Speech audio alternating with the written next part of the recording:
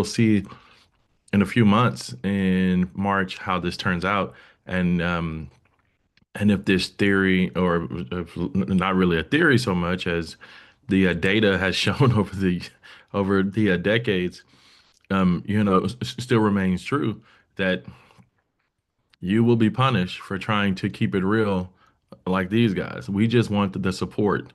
We just want you to support the presidents. We don't want you to be them. And I say that because next year the presidents won't be on the ballot to help out. Obama was not on the ballot in 2010 to help out his party. Obama was not on the ballot in 2014 to help his party.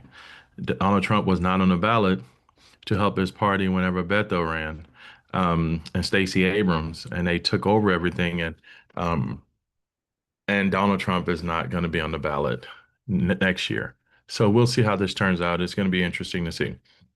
Two, um, they have upheld the Supreme Court has upheld the districts, which I'll talk about in a little while. I guess I can go ahead and just get it going so I can just tell you all about it and stuff like this. Um, I'll tell you,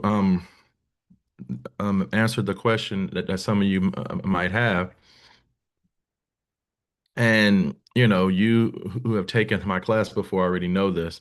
Um, it's I participation is still out there. It gets added in after this class is over. I have to have our last class to see who's here.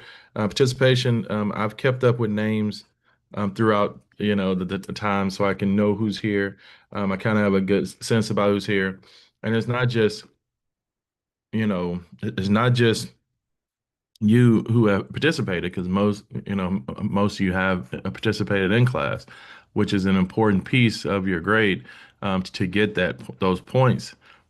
Some of you will get points and you didn't say anything but like a few things. Chatting in this box here helps out as well.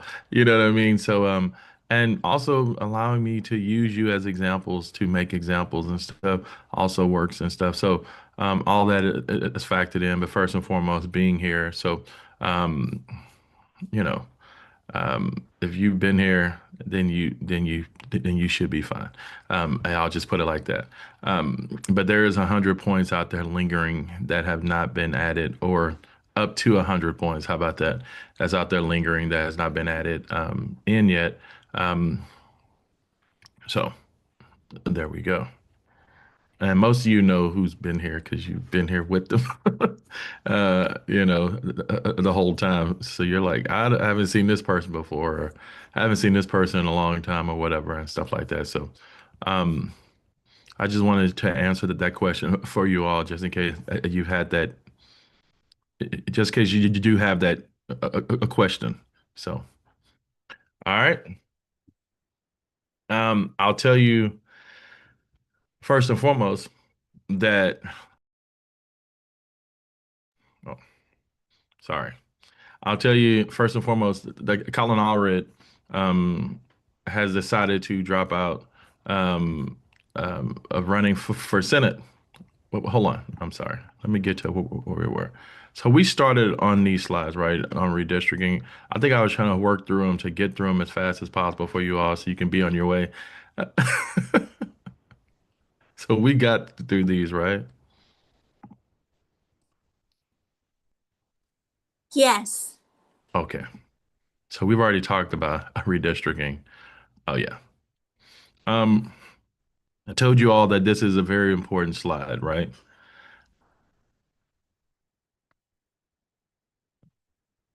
I don't know if I told you, but it is. How about that? It is very important.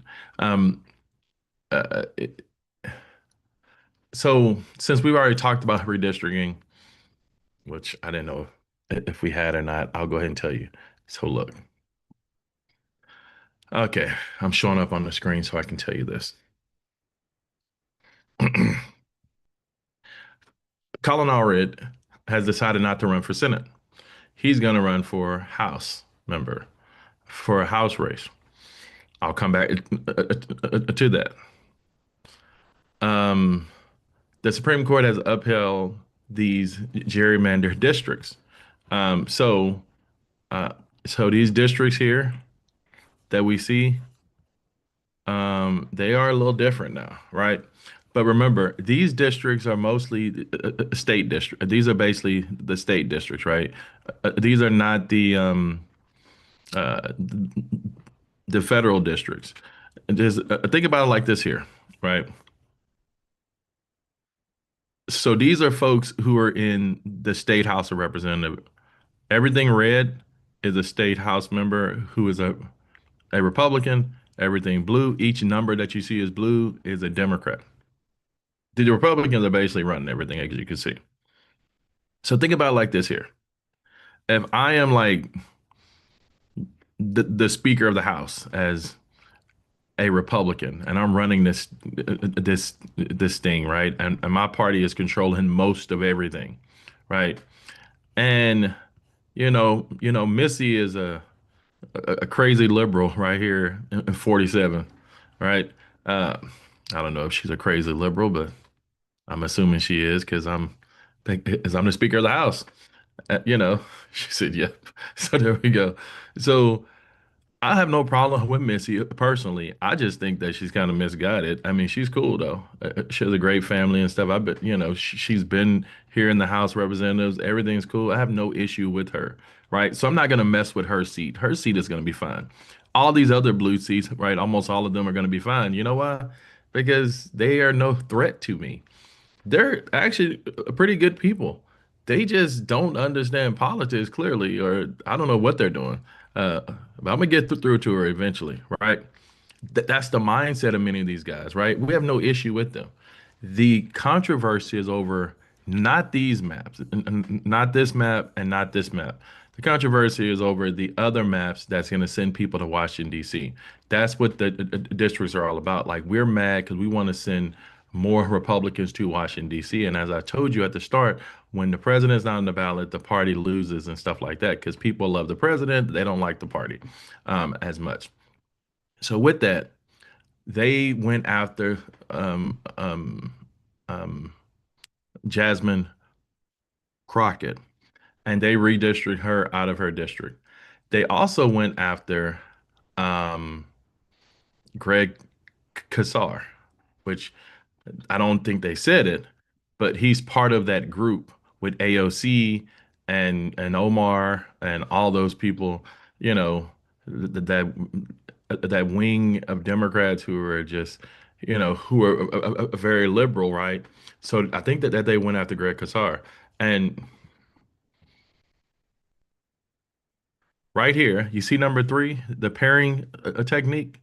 So what they did with, first off, if you look at one, what they did with one, this is what they did to Jasmine Crockett. They basically took part of her district, they took her house and sent it to, they went and found as many Republicans as possible to prevent her from winning, right? And if you look at number three, this is what they did to Greg Casar. They put him with Lloyd Doggett to say, okay, well, Lloyd Doggett, I know he's not going to lose. He's going to take out Greg Casar, but even if he doesn't, then one of them is going to lose. So Lloyd Doggett said, I'm not running there. I'm not running anymore. I'm going to let him have it because, you know, I'm an old guy and I'm not going to Ruth Bader Ginsburg this dude or the party. So yeah, I'm leaving. Yes, Missy. Ruth Bader Ginsburg is not a verb. It means staying longer than you should. Oh, I know what you mean. I get it. It's painful, but I get it. I'm sorry. Uh, I'm sure some of you got that joke as well. But it's staying longer than you should. So Lloyd Dog is leaving. So that's essentially where we are now.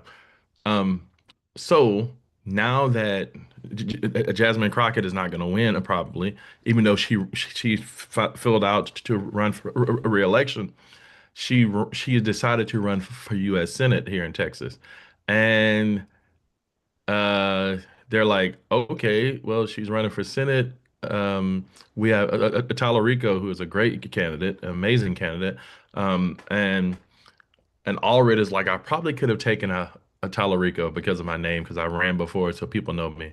I'm not going to be able to beat out Jasmine Crockett. So he drops out and he is running for, so when he was already in Congress, he stepped down to run for, I guess, governor or whatever he ran for, a senate or something. I forgot. I'm sorry.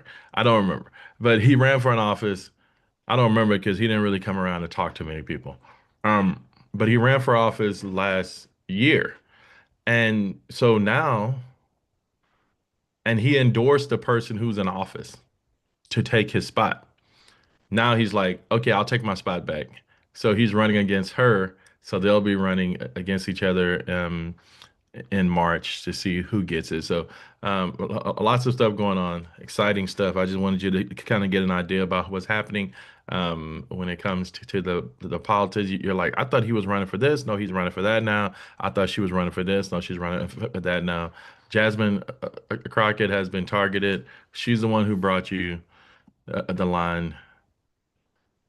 Uh, what is it? Beach, beach, bad built beach, bleach, blonde body or something like that. I don't know, some weird thing like that. So I don't know if you've heard that anywhere, but that came from her after being attacked by Marjorie Taylor Greene, who also has stepped down. So thank you, D. I was having a hard time with it. There's a lot of B's, and you know I stutter. So, uh,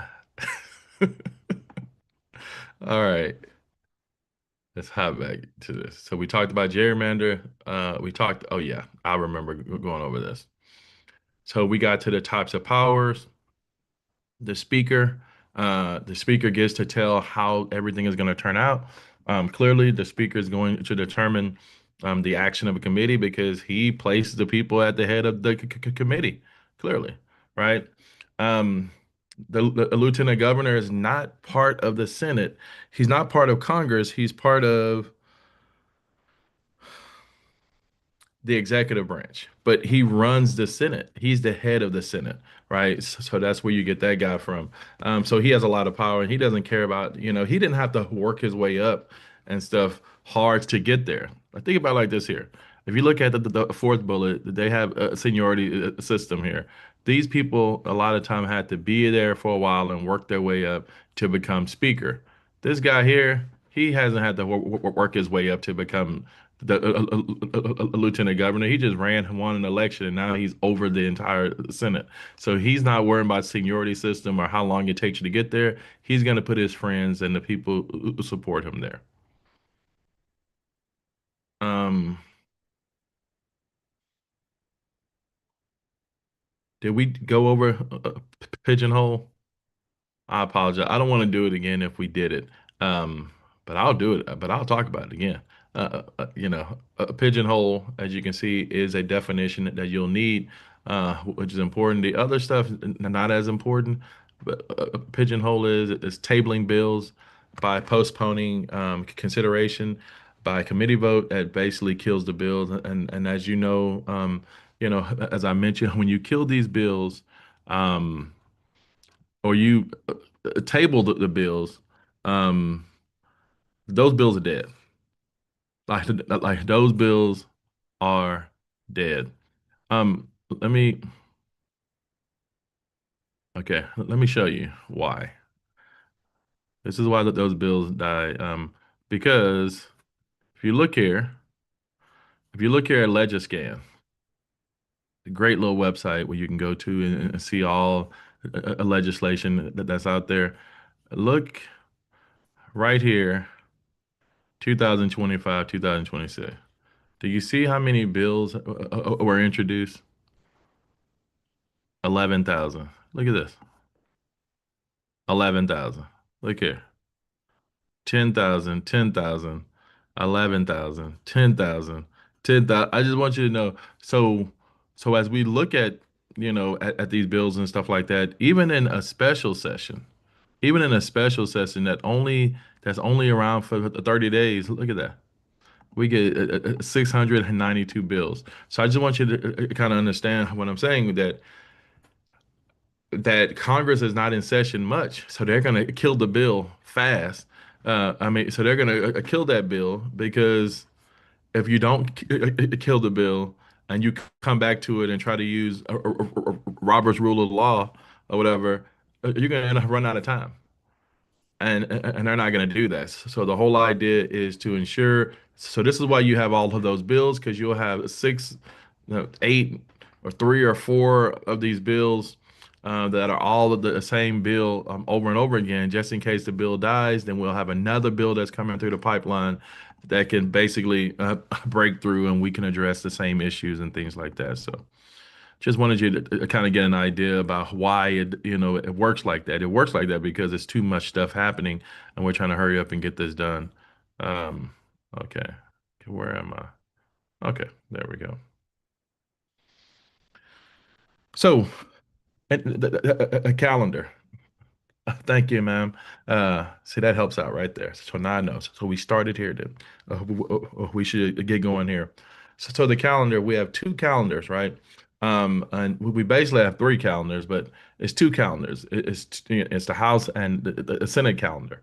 But the House has two calendar committees, right? These folks are appointed by the Speaker of the House.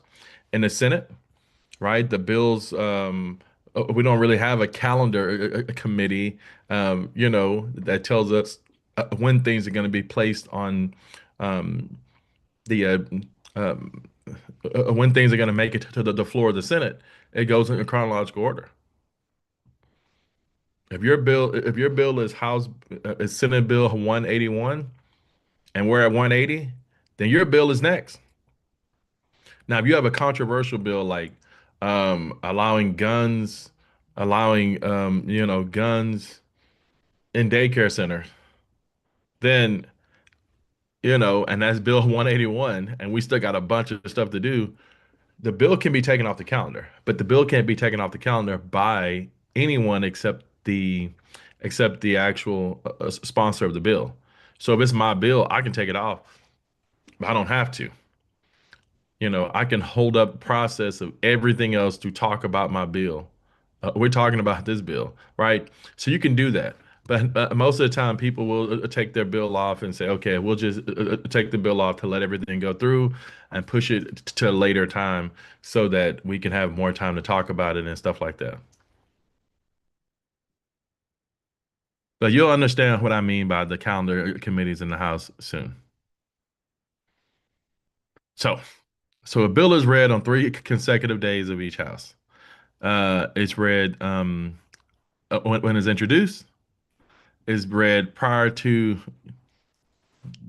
the debate in each house after floor passage. I'm sorry, prior to debate in each house, and is read after it's passed on the floor. So the Constitution says that the bill has to be read 3 days. So this is why we actually do this. Now, I will again. This is also another thing that you will understand very soon um,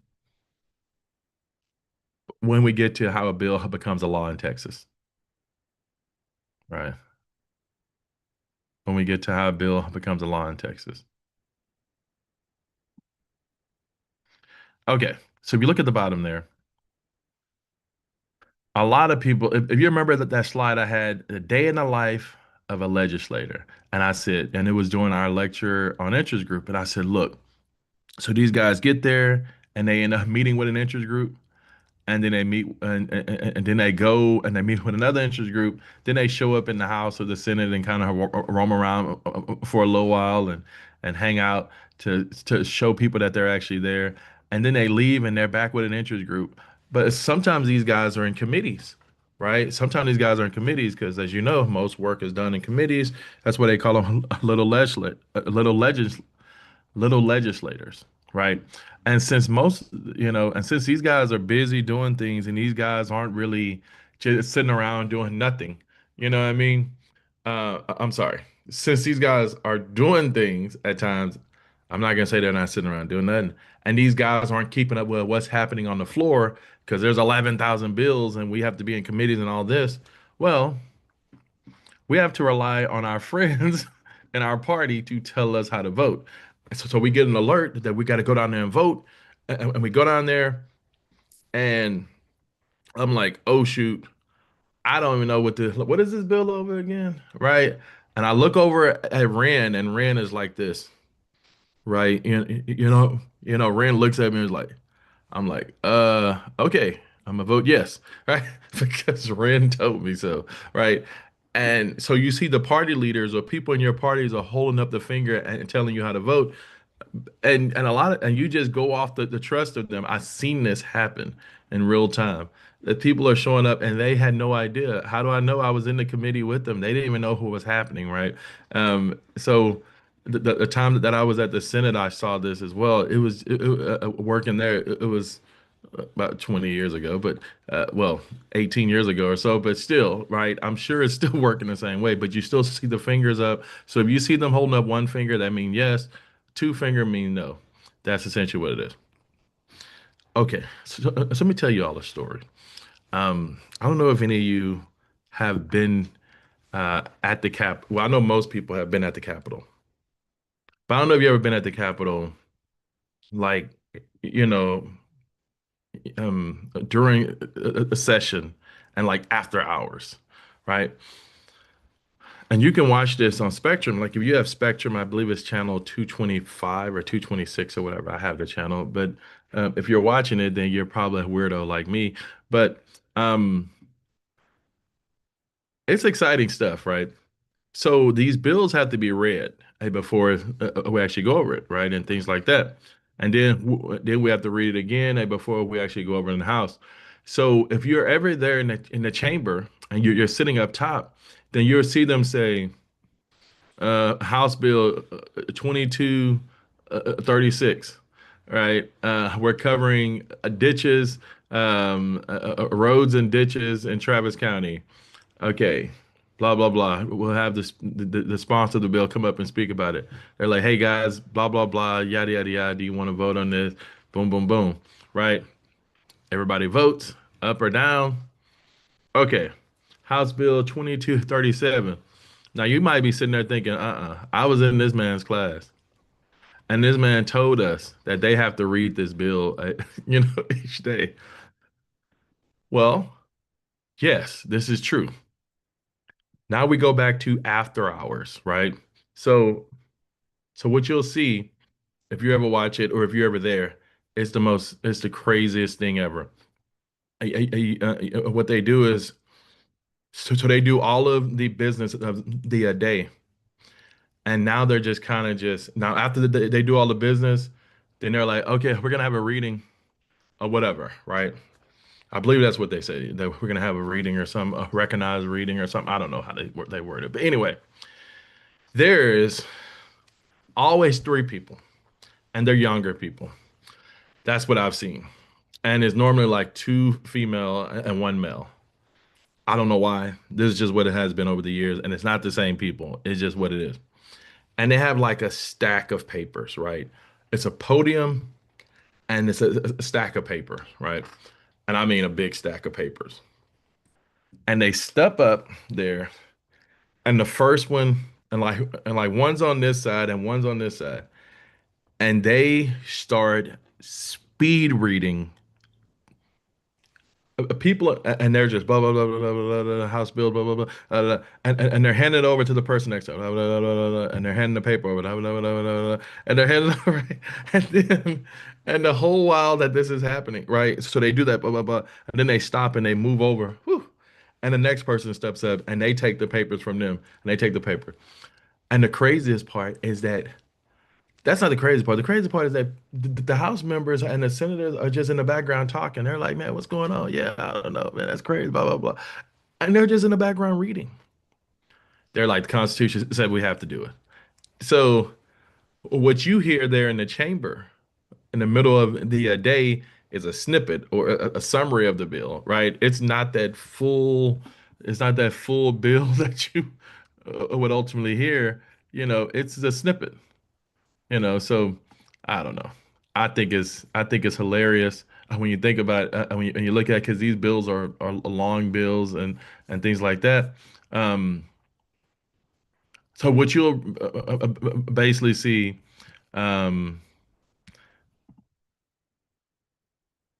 is a summary, as you can see. So when you're at the Capitol, then you'll hear like a summary of the bill, as you can see there.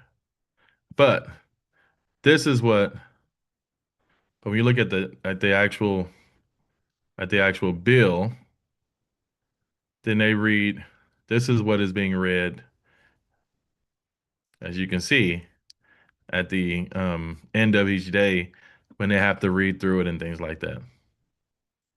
So I hope you're all. I mean, I don't think everybody is excited as I am about this kind of stuff. I know. Look, I tell you, and I've told you all, and I tell when I'm teaching U.S. government, I tell the class, hey, if you're not excited about whatever that you're majoring in, you probably should switch majors, because I'm definitely excited about this stuff. Uh, you definitely should. All right. Um, da da da. Okay. Tagging is all you need from here, right? That's just a term that you'll need. Tagging. Um, it says a senator may delay committee hearings for up to 48 hours on a specific bill, right? Each senator is allowed one tag. Each senator is allowed one tag. Um, So basically, it's like you gotta let me know, but before you try to hurry up and have a hearing and things like this. I don't know if any of you know a lot about city councils and stuff like this. A lot of cities will do this. They'll choose to try to have a quick a meeting real fast to pass something. I remember years ago, about 10 years ago, I was teaching a class in New Braunfels, and they told me, they said, a professor, they said, I gotta go. That's what a guy told me. He was like, I gotta go because they are trying to pass a cell phone ban, a no cell phone driving ban, or something like that, a cell phone while driving ban, or something like that. And I was like, it's too late now. If you're hearing about it now, that thing's over, right? That's basically how that went down. And they passed it in the middle of the night. They just passed it quickly when they didn't have so they had enough people there, but they didn't have all of the members there. They had enough that quickly passed it real fast through, and they got it through there. Um, so that's what happens. It's like when the committee, when they tried to do guns on campus here at college campuses, well, uh, we the senators, they put a tag on that because they tried to hurry up and push it through real quick. We're like, nah, you need to let us know so we can bring out the news media. The chief of police was there, like everybody was there and stuff like that. So tagging basically says, nah, you gotta let me know so that we can get our people together and get the protesters out there and get some people to come out and speak at the hearings and things like that. So, da-da. Professor, so that's only on certain bills, like No, that's on any bill. any bill? That's on Okay. any Senate bill. Okay. Yes. Mhm. It's just that the guns on campus bill was a controversial one. Come on, Kathy, I'm teaching government. I'm a little nervous. I'm, Why? I'm a little nervous about teaching government, having guns on campus.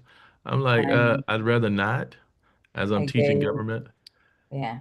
It'll be Is fine. anybody mad in math? I don't think anybody's mad in math. They're probably sad. They're probably not mad.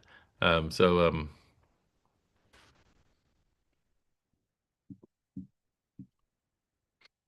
it's sad for sure. Yeah, yesterday I received an email from my son's principal that one of the kids had a knife. It's- Whoa. so I know it's coming Yeah, from that's middle school, and he didn't even knew about it. He's like, "No, mom, I just went to the class." I'm like, "What? If you see any kid with a knife, like, oh, Swiss Army thing, just walk away, mention it to someone." yeah, Um, just hey. yeah, because a kid got stabbed last year, and then Oh, is it that same school where somebody yeah, got stabbed? well, it's Okay. Covington Middle School. I don't know if that's the only one, but it's on the south of Boston. Okay, then. I know it was a protest. If you all remember, it was a protest at one of the schools a couple years ago when it was a stabbing, I think, or shooting. I don't know. I don't remember what happened, and the school tried to hide it, and it's a Yeah. whole thing. But I look, don't think it was this one, no. just tell your kid, hey, tell your kid what I tell mine. Hey, don't be a hero. I don't want anyone to say, I don't want to hear nothing good about how you save somebody. Save yourself. You get that? Um, and I know that's not great advice, but uh, if you lose your child, that's not good to hear either. So yeah, that seems. See, Maynard had one. Yeah, yeah, Maynard. Brianna, let me just say this before I get to this here. Maynard is an interesting place. I believe they have a couple of people on the school board who homeschool their children or homeschool their children. And I just don't believe that if you're homeschooling your children, you need to be telling my children what to do in public schools. That's all I'm saying. So, hey, you take that how, I never liked that. I thought it was just wrong. Um, so we had a Secretary of Education years ago who didn't believe in public schools, and that didn't go well for us either.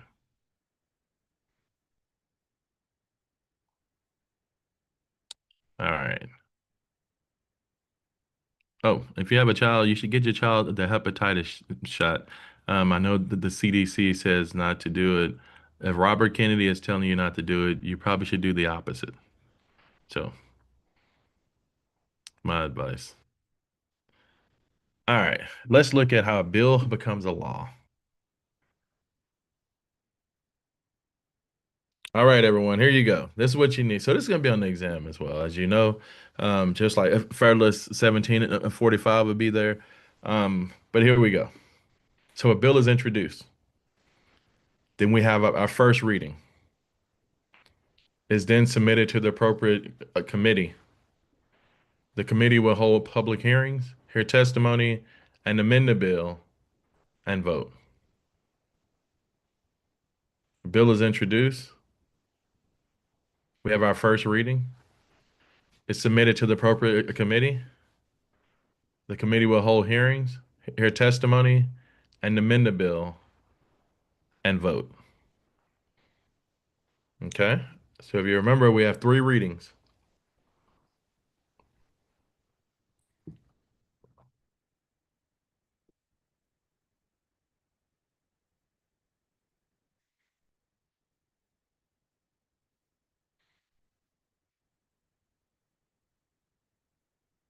Okay?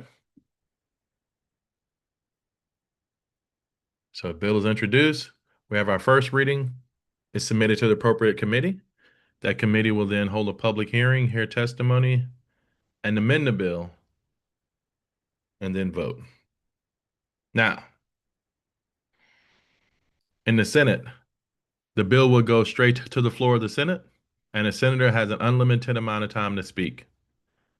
In the House, as you know, we have two committees.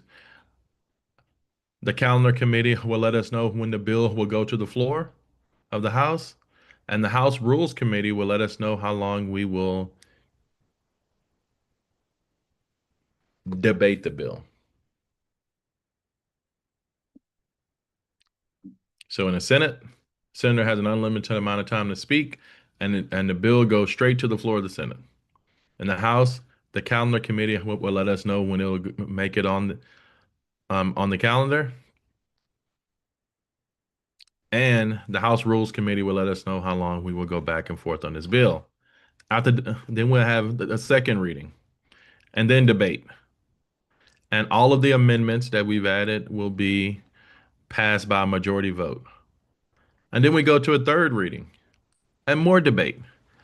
And we'll make sure that we want those amendments by passing those with a 2/3 vote. So, bill is introduced. We have our first reading. It's submitted to the appropriate committee. The committee will hold hearings, hear testimony, and add amendments,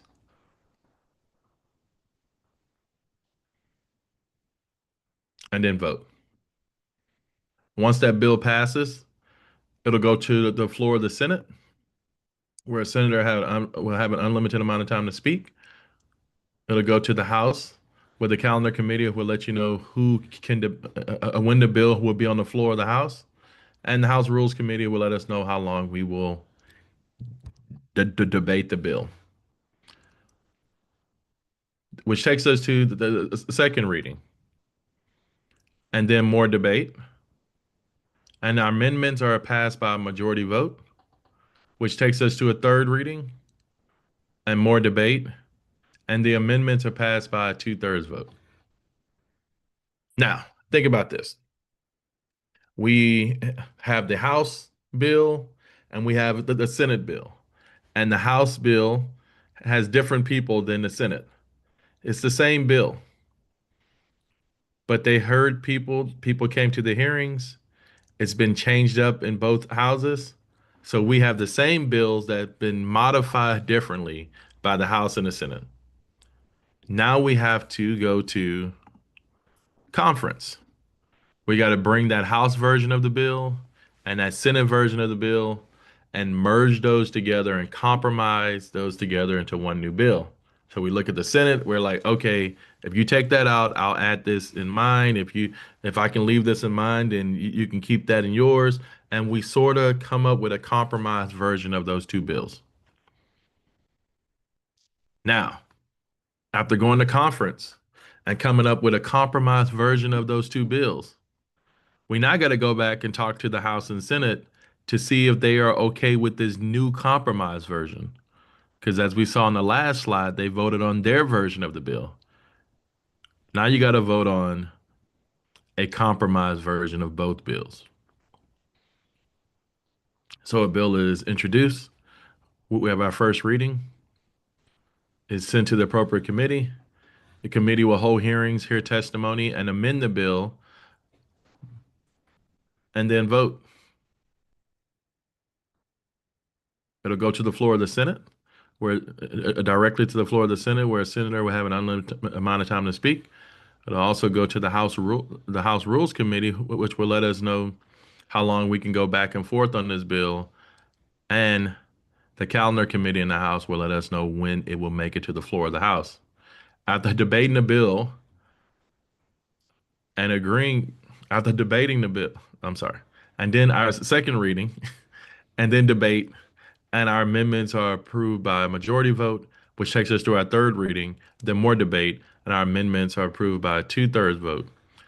After debating the bill in each house and agreeing to them, we have to bring both of those two different bills together in conference, merge those bills together into one new bill, take it back to the floor of the House and Senate for a final vote. After they vote on it, the governor, I want you to see this before you start writing everything. The governor can sign it and it goes into law. If the governor doesn't sign it, it'll go into law. There we go. The only thing that he can do is stop it. He can veto the bill. But if he doesn't sign it, it goes into law. If he signs it, it goes into law. He can veto the bill. If he vetoes it, it can be overridden with a 2/3 vote.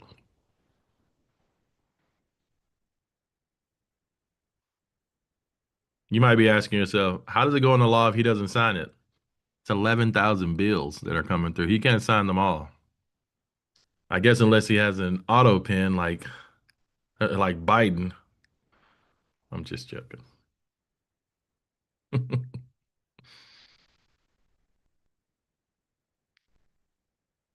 If you remember, the governor does have the power line item veto, which ultimately allows for him to veto any sort of appropriations, any money that's in the bill, right? That's in any bill.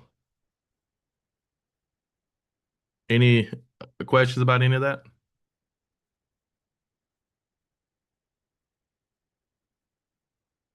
Like everybody good? Well, I'm not.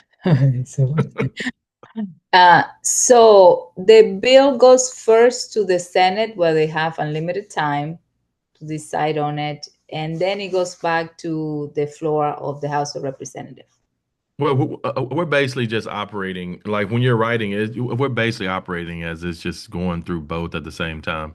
That's how Oh, I was explaining it to you. But yes, it can start in the House or it can start in the Senate. I was just I started with the Senate on that slide because it's less to talk about. That's when I started telling you about the Senate. I'm like, the Senate, it just goes to the floor and they can just speak for a long time. The House meant Mm. that I had to tell you about the calendar committee and the rules committee. So that's why I mentioned the Senate first. It was just easier to Okay. mention that first and get Okay, that but out of it the way. could go at the same time and they just debate on it. Right. The budget bill normally starts both in both houses at the same time. Okay. So, Okay. Thank you. uh-huh. And I just want you to see how hard it is for bills to get passed at times, because the process, it can die in committee. It can die right there. It cannot be even put on the calendar in the House at all, right? The senator can speak so long that they just give up on it. It can mess up here on the second reading or the third read. Like this thing here can die over and over again, but there we go. And this is basically what I read to you all. I just wrote it out. I typed it out. All right. Um, if you look at the last bullet, which is um important, the Sunset Advisory Commission. Now, it's not important for the exam, but it's important for you to know as a Texan. Um, every 12 years, the agencies undergo a reevaluation. So what does that mean? That means that every 12 years, we look at agencies and we decide if we want to keep it or not. I don't know if you remember Rick Perry saying, I want to get rid of this agency, this agency. Oops. And people are like, what is he talking about? How's he getting rid of agencies? All right. Well, in Texas, we can get rid of an agency. So we can change names to agency. Like we tried to change the name, the Texas Railroad Commission to the Texas Oil and Gas or Energy Commission or something like that. We attempted to change um, we attempted to get rid of the Texas lottery system. So there's been a bunch of things where the Sunset Advisory Commission would do that. And basically, they call it sunset because the sun was set on an agency and things like that. So ultimately, that's just something that is legal. It is the law. If you didn't know, it's something that is allowed to get rid of agencies and stuff. And we've had some pretty good agencies in the 70s and things like that that have been gotten that are gone and things like that. So I just want you to know that there are agencies around. The Sunset Advisory Commission can take them away. Any of those agencies, any of these agencies that we see here in our state, they can be gone at any time. Any questions?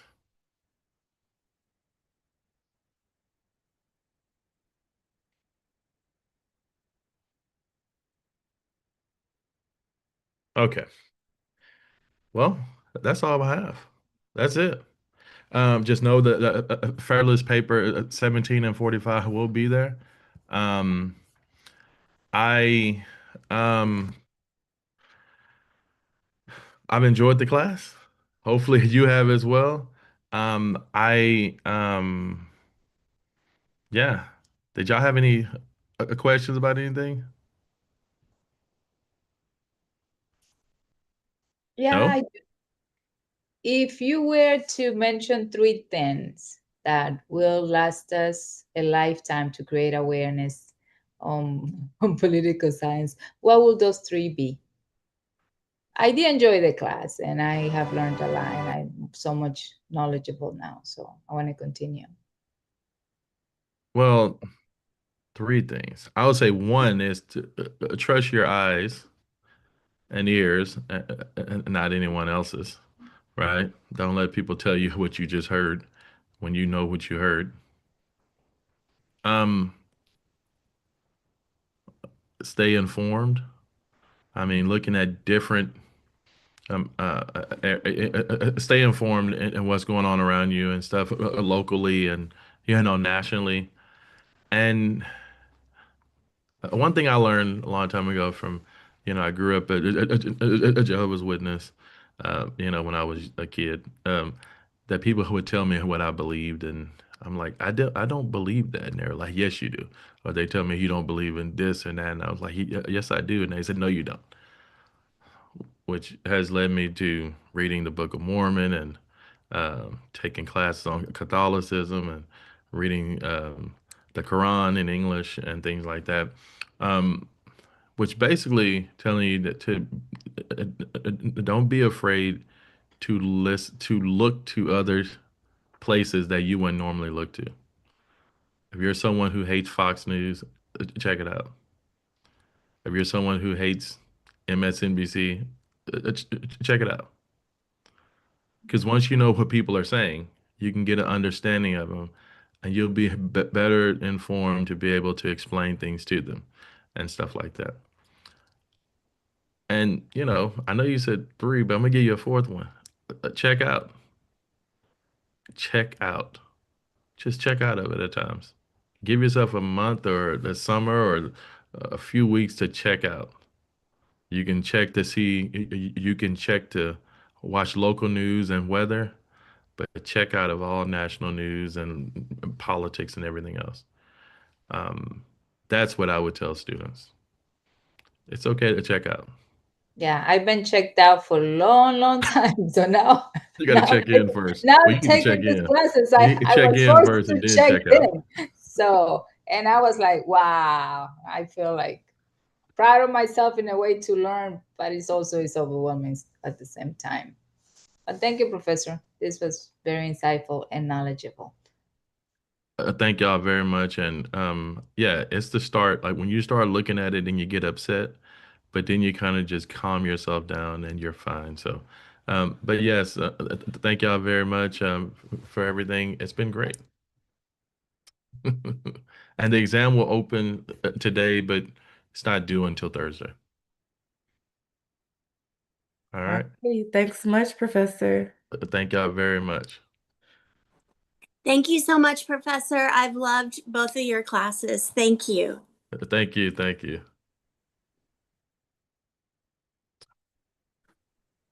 Bye bye, y'all. Thank you. Thank you. Thank you. All right.